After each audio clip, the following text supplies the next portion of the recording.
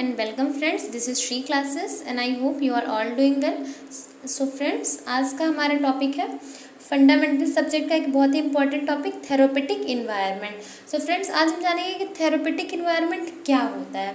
Therapeutic environment एक ऐसा environment होता है जो पेशेंट के लिए तैयार किया जाता है as according to patient condition. इसमें जो हमारे हॉस्पिटल के जो हेल्थ केयर वर्कर्स होते हैं like nurse, sweeper, cleaner, ward boy, इन सब का एक इम्पॉर्टेंट रोल होता है। ये सब मिलकर एक ऐसा इन्वायरमेंट क्रिएट करता है जिसमें पेशेंट को सपोर्ट मिलता है, जो पेशेंट जल्दी रिकवर कर सकते हैं। ये इंटेंशनली स्ट्रक्चर्ड होता है ताकि पेशेंट को सपोर्ट मिल सके, पेशेंट अच्छे से रिकवर कर सके। और जो उसका स्ट्रेस लेवल होता है, जैसे कि मान लीजिए पेशेंट अगर हॉस्पिटल में है तो उसको ऑटोमेटिक से स्ट्रेस होना एक नॉर्मल फंक्शन है, तो उसके स्ट्रेस को कम करना, उसको एक साइकोलॉजिकल सपोर्ट प्रोवाइड करना, इनकरेज करना। और एक ऐसा जब हम इन्वायरमेंट उसको देंगे तो उसको एक पॉजिटिव एनर्जी आएगी जिससे वो जल्दी से रिकवर कर सकेगा और जो पेशेंट है वो इजीली इंटरेक्ट कर पाएगा, जो उसे केयर प्रोवाइड करेंगे, उसको अपनी प्रॉब्लम शेयर कर पाएगा जो भी उससे दिक्कत है। तो इसमें पहला पॉइंट है हमारा लाइटनिंग। जो हमारे हॉस्पिटल में लाइटिंग होती है वो एडिक्वेट अमाउंट में होती है, जिससे जो नर्स होती हैं जो भी उसको ट्रीटमेंट या जो भी टास्क परफॉर्म करना होता है वो इजीली हो सके, उससे और एक्सीडेंट से प्रिवेंट कर सके ताकि कोई इंजरी ना हो as time to patient care. जब जो नर्स होती है वो पेशेंट को जब केयर प्रोवाइड करती है। फिर lightning of the hospital should be enough. जो हमारे हॉस्पिटल की लाइटनिंग होती है वो इनफ होनी चाहिए, to शीड्स but soft enough to prevent sharp shadows. जो शार्प शेडोज़ होती है उससे प्रिवेंट करने के लिए natural lightning should be preferred. जो हमारे नेचर के थ्रू जो हमारी लाइटनिंग होती है, जैसे कि सनलाइट हो गया या दिन के टाइम पे है जब हम विंडोज़ ओपन करते हैं तो जो लाइटनिंग हमारे रूम में या वार्ड में आती है तो हमारा नेचुरल लाइटनिंग होता है, वो प्रीफर किया जाता है as comparison to artificial lights, और वो पॉजिटिव इम्पैक्ट भी देती है पेशेंट को। सो फ्रेंड्स, हमारा नेक्स्ट पॉइंट है टेम्परेचर।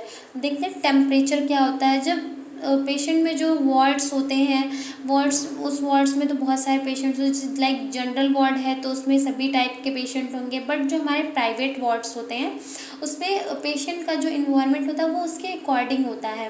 देखते हैं, generally warmer room are required for infant and adults. Infant मतलब क्या होता है, जो हमारे 0 से 1 साल के बच्चे होते हैं वो हमारे आते हैं इन्फेंट में, उसको हम बोलते हैं इन्फेंसी एज, ठीक। और जो हमारे ओल्डर एडल्ट्स होते हैं वो हमारे 65 प्लस और 60 प्लस में आते हैं। तो जो इनका रूम होता है वो बहुत ज़्यादा चिल्ड नहीं होता, वो नॉर्मल होता है as comparison to other room, जैसे ओटी रूम हो गया, सीसीयू यूनिट हो गया, इसके कंपेरिजन में वो गर्म होता है या वार्मर होता है। Room temperature should be 20 to 28 degree Celsius. जो रूम टेम्परेचर होता है वो नॉर्मल कितना होता है, 20 से 28 डिग्री सेल्सियस। इसमें जो टेम्परेचर होता है ना तो बहुत ज़्यादा चिल्ड होता है और ना तो बहुत ज़्यादा वार्मर होता है। Operating room and critical care unit. Operating room क्या होता है हमारा, ओटी, और क्रिटिकल रूम हमारा क्या होता है, सीसीयू।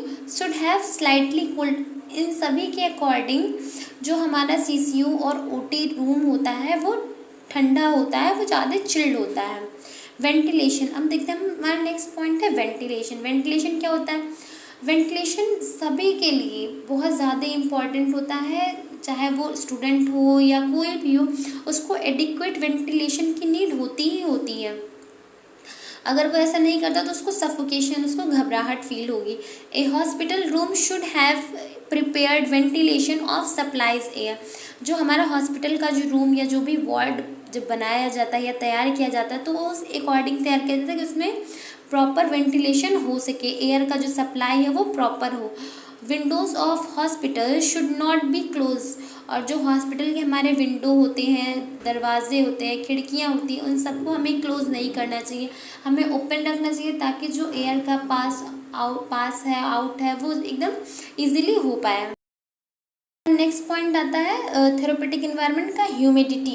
ह्यूमिडिटी क्या होता है, ह्यूमिडिटी वो होता है जो वाटर, जो एयर होता है हमारा, उसमें वाटर वेपर्स के जो स्मॉल पार्टिकल्स होते हैं वो प्रेजेंट होते हैं, एक मॉइस्चर प्रेजेंट होता है उस एटमॉस्फेयर में the patient start feeling less thirsty under more patient as the water vapour enters the body fulfil the needs of water.